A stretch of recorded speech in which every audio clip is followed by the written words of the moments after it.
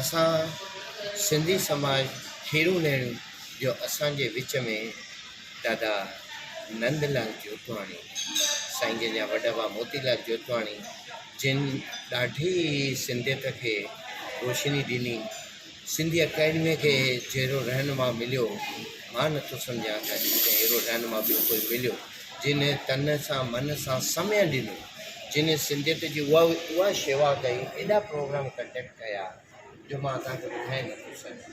उन खां पोइ साईं जन असांजे Nandlal Jotwani air force wing commander, मां त हैरान आहियां त एॾी वॾी पदवीअ ते पहुची करे बि सिंधी समाज जा क़ीमती हीरा असांजी भारत सरकार खे ध्यानु ॾियणु खपे त अहिड़े क़ीमती हीरे जहिड़े नमूने भारत सरकार पद्मश्री राम पंजवाणी खे अवॉर्ड ॾिनो, ॿिया बि 2-3 अवॉर्ड ॾिना आहिनि सिंधियत में।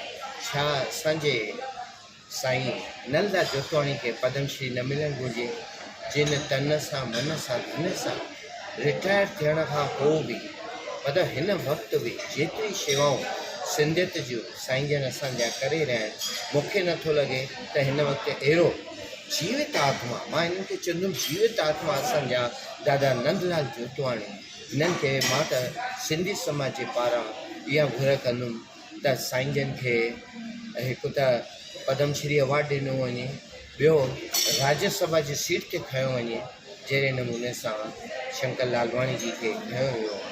ख़ासि असांजा हा, त चवण जो मतिलबु इहो आहे त असां साईं नंदलाल जोतवाणी खे वेनिती कंदासीं त जीवन तरंग न्यूज़ चैनल ऐं माता रुक्मणी देवी संस्था जे बारे में पंहिंजे मुखारवंद मां क़ीमती वचन ॿुधाए। जय झूलेलाल। महिरबानी तव्हांजी, तव्हां जेके सुठा लफ़्ज़ इस्तेमालु कया सारा जा मां शुक्रगुज़ार आहियां। सचपचु मूंखे फ़ख़ुरु आहे त मां डॉक्टर मोतीलाल जोतवाणी जो नंढो भाउ आहियां। डॉक्टर मोतीलाल जोतवाणी सिंधी समाज जो सचमुच क़ीमती हीरो हो। हिंदीअ में चवणी आहे यथा नाम तथा गुण मोती लाल। सचमुच हू मोती जवाहर ऐं लाल हो। खेसि पद्मश्री अवॉर्ड बि मिलियल हो। असांजे घर में दरअसल इहा सुठी ट्रेडिशन रही शुरू खां ई।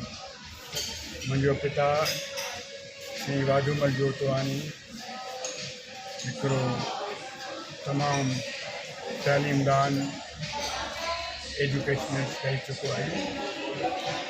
असीं जॾहिं सिंध मां लॾ पॾा करे हिंदुस्तान में आयासीं त पहिरियों मुंबई मलाद में रहियासीं। उन खां पोइ असांजा वालिद श्री वाधूमल जोतवाणी मुंहिंजो पिता दिल्ली आयासीं ऐं दिल्लीअ में हुननि सिंधी स्कूल बर्पा कयो। असांजो पिता पहिरियों शख़्स हुयो जंहिं दिल्लीअ में सिंधी स्कूल बर्पा कयो, जंहिंखे दिल्ली एडमिनिस्ट्रेशन रिकग्नाइज़ कयो। उन्हनि सिंधी एकेडमी जे नाले सां पहिरियों कयो, पोइ उनखे गवर्नमेंट सिंधी हाई स्कूल करे लेखियो। सिंधी हाई स्कूल खां पोइ उनखे हायर सेकेंडरी स्कूल जो बि दर्जो मिलियो। असांजे परिवार में तइलीम खे वधीक उन ते ज़ोर ॾिनो वियो, छाकाणि त मुंहिंजो पिता तइलीमदान हो त असांखे उन्हनि पूरी तइलीम ॾिनी। मां दिल्ली यूनिवर्सिटी मां MA अंग्रेज़ी में MA पास कई 1964 में।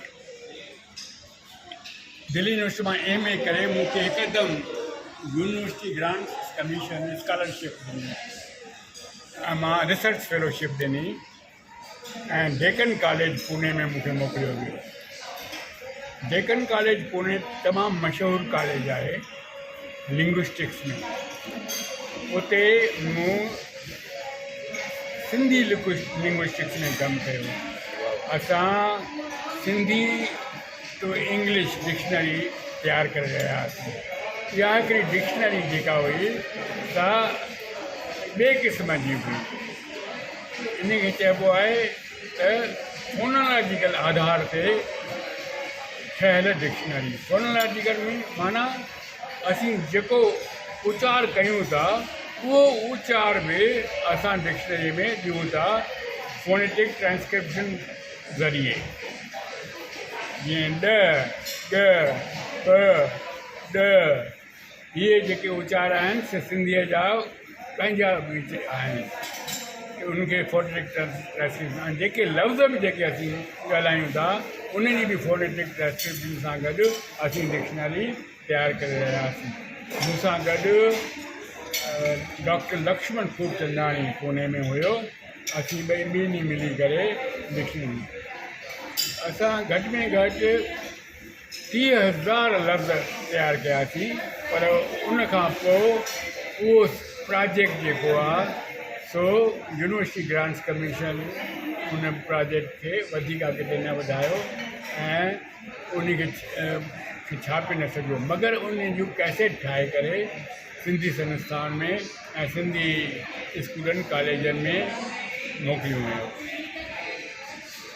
उते पुणे में हूंदे ई मूं उते एयरफोर्स में जॉइन कयो। एयरफोर्स में काफ़ी साल रही करे 27 साल खनि मां एयरफोर्स में रहियुमि। उनखां पोइ एयरफोर्स जॾहिं मूं एयरफोर्स खे बाय बाय कई त मूंखे अमेरिकन यूनिवर्सिटी जी ऑफर आई। मां उते विज़िटिंग फेलो थी करे अमेरिकन यूनिवर्सिटी में मूंखे उते विज़िटिंग फेलो जो दर्जो ॾिनो वियो ऐं उते इंडियन कल्चर ते मूं लेक्चर्स ॾिना। इन न सिर्फ़ असांजो परिवार सिंधियत खे अॻिते कयो आहे पर पूरो भारतीय संस्कृति खे बि उजागर कयो आहे, न सिर्फ़ु हिंदुस्तान में पर हिंदुस्तान खां ॿाहिरि। मुंहिंजो ब्रदर जेको मुंहिंजो वॾो भाउ हो उहो बि हार्वर्ड यूनिवर्सिटी में रहियो अमेरिका में ऐं उते रिसर्च स्कॉलर थी रहियो। इन करे असां जेके आहियूं पंहिंजे समाज सां काफ़ी जुड़ियल आहियूं।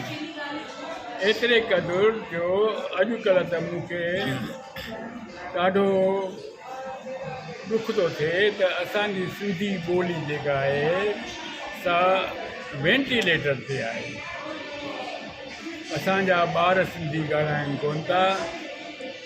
असांजा वॾा जेके घर में मिट माइट आहिनि से ॿारनि सां सिंधीअ में ॻाल्हाइनि कोन था। घरनि में सिंधी ॻाल्हाइण जो वाइपो घटिजी वियो आहे।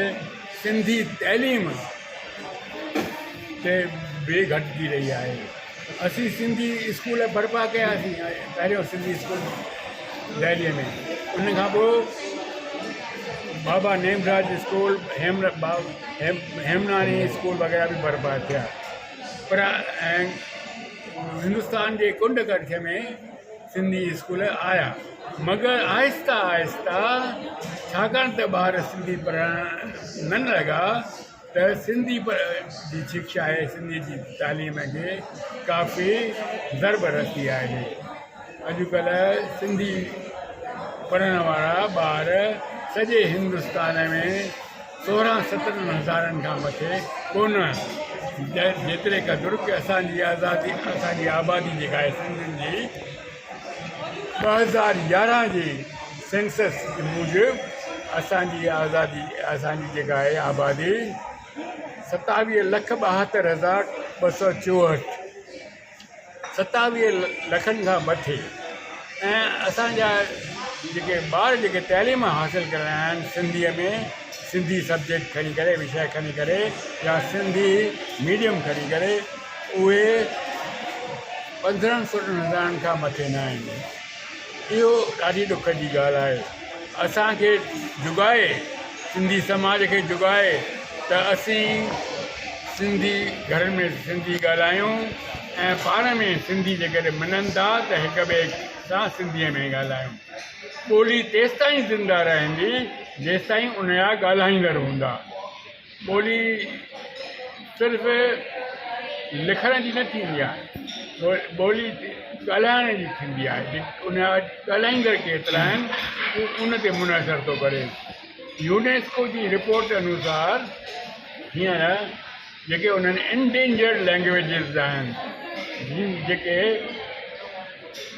जेके गुम थियण ते कगार ते आहिनि, उन्हनि जे फ़हरिस्त में सिंधी ॿोली बि आहे, त इहा बि कॾहिं गुम न थी सघे।